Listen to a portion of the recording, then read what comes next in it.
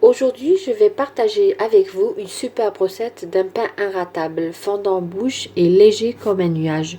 Une recette que vous pouvez adapter pour faire des sandwichs, des pains sandwich ou alors vous pouvez tout simplement former des boules et une sorte de galette en forme de nid d'abeille. Ou alors tout simplement des petits pains qui vont coller lors de la cuisson. Ce pain est idéal surtout pour les gens qui n'aiment pas trop la croûte. Donc, si vous avez envie de faire des sandwichs, formez des pains, mettez-les dans le plateau et espacez entre chaque pain, entre un pain et un autre. Et si vous voulez faire un seul pain, placez les pains l'un devant l'autre. Nous allons passer à la réalisation. Pour cette réalisation, j'aurai besoin ici de 300 g de farine. Ici, j'ai 4 cuillères à soupe de lait en poudre, celui-là.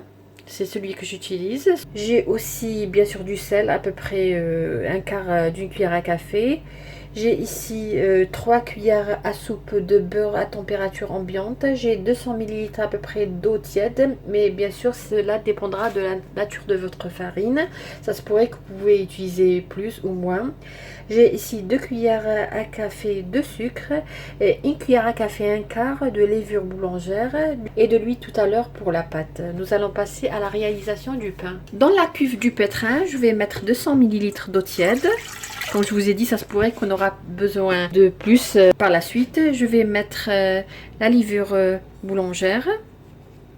C'est-à-dire, je vais mettre tous les ingrédients et la farine à la fin. Je vais ajouter le sucre.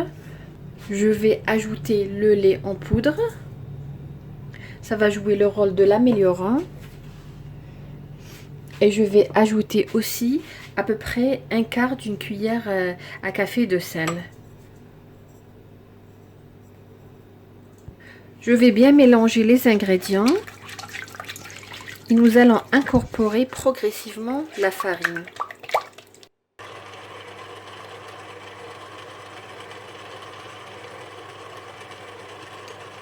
Après 8 minutes de pétrissage, voilà la pâte que j'ai obtenue, une pâte collante, élastiquée.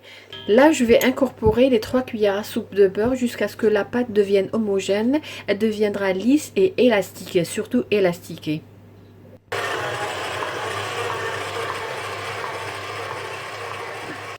Voilà, comme vous voyez, j'ai incorporé le beurre dans la pâte. La pâte, elle est prête. Je vais la laisser reposer jusqu'à ce qu'elle double de volume. Comme je vous ai dit, s'il fait frais chez vous, je mets toujours une casserole qui contient de l'eau bouillante. Je la mets dans le four. Tout simplement, elle va permettre à la pâte de doubler de volume plus rapidement. Je vais couvrir de film alimentaire et je vais laisser doubler de volume. Voilà, la pâte a doublé de volume.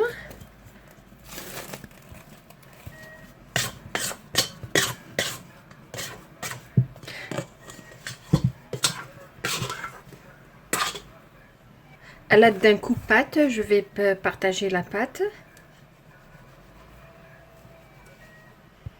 Comme vous voyez, la pâte, je l'ai partagée en 3 boudins et chaque boudin, je vais le partager en 3 parts aussi. Voilà, comme vous voyez, 9 boules équitables. Je vais prendre chaque boule, je vais l'étaler et l'enrouler sur elle-même. Si vous avez peur que ça colle, n'hésitez pas à huiler un petit peu.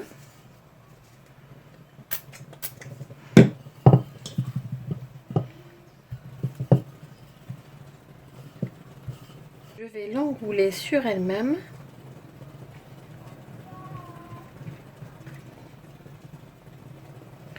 Moi j'ai ici un plateau Pyrex que je vais huiler un petit peu. Et je vais mettre chaque boule enroulée dans ce plateau.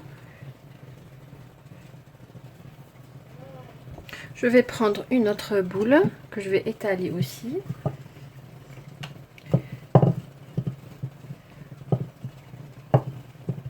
Comme je vous ai dit, moi je vais réaliser un pain. Si vous voulez réaliser des pains sandwich, vous n'avez qu'à les préparer, réaliser la même étape, sauf les mettre dans un plateau plus grand et laisser un espace entre chaque pain.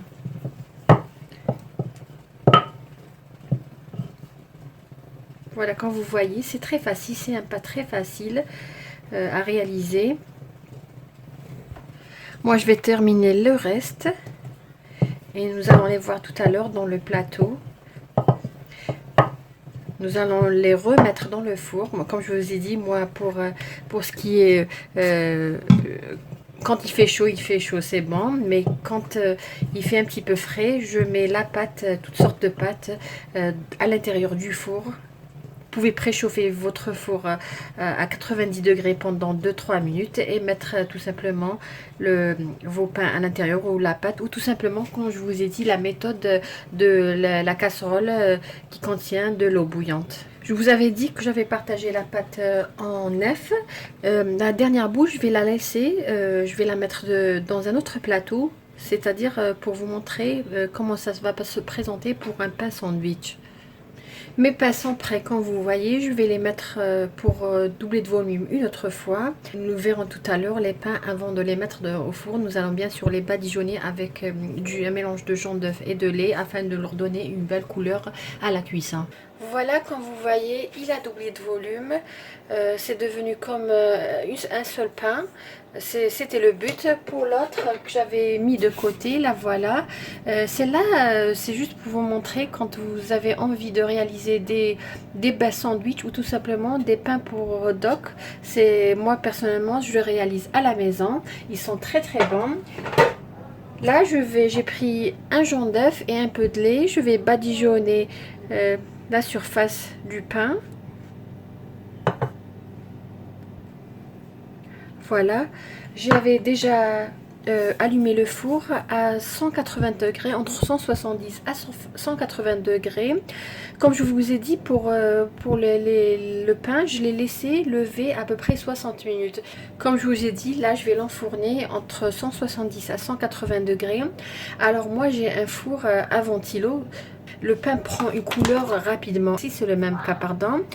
Dès que vous voyez le pain après avoir obtenu une belle couleur dorée, alors utilisez du papier alu et laissez poursuivre la cuisson. Normalement, la cuisson, elle est à peu près de 20 à 25 minutes maximum. Bien sûr, cela dépendra de votre four. Là, je vais l'enfourner pendant à peu près, comme je vous ai dit, 20 à 25 minutes. Dès que je vois que j'ai une belle couleur dorée, je vais juste couvrir avec de la papier alu et laisser continuer la cuisson. Voilà le pain sorti du four. Je vais le laisser refroidir un petit peu et nous verrons tout à l'heure comment il se présente à l'intérieur. Voilà, mon pain, il est prêt, il a refroidi. J'avais juste oublié une petite remarque. À la sortie du four, j'avais badigeonné la surface des pains avec un peu de beurre fondu. Là, nous allons voir comment il se présente à l'intérieur.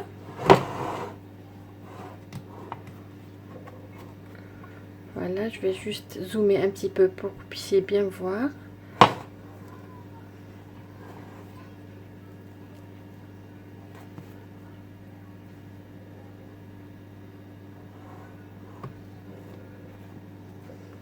Voilà, quand vous voyez le pain, c'est comme des petits pains, ils sont très aérés et surtout très légers, regardez.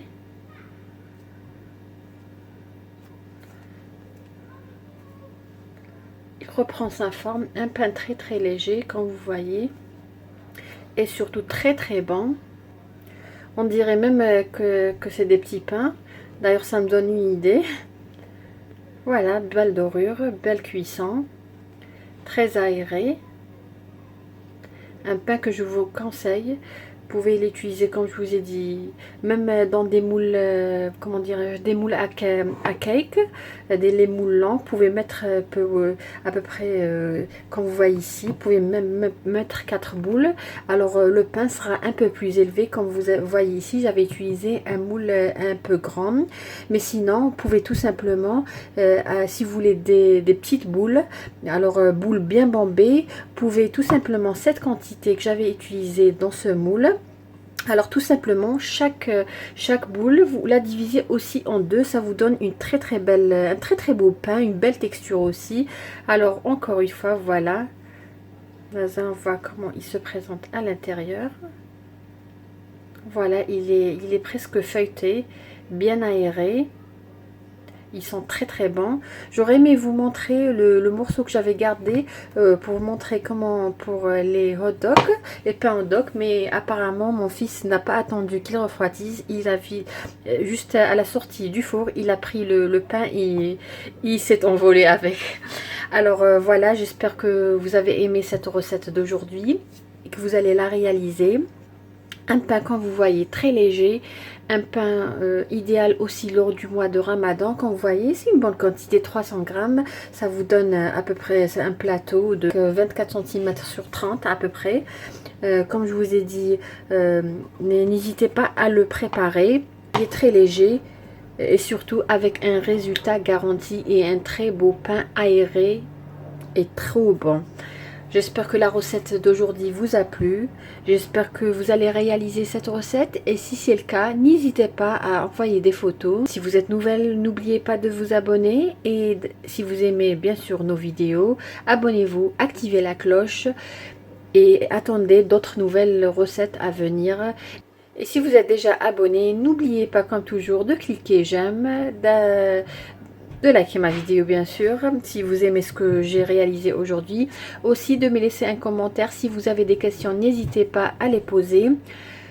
Et si vous le réalisez, n'hésitez pas à envoyer vos photos sur ce beau pain très léger. Je vous dis merci de m'avoir suivi le long de cette recette. Merci et à la prochaine vidéo.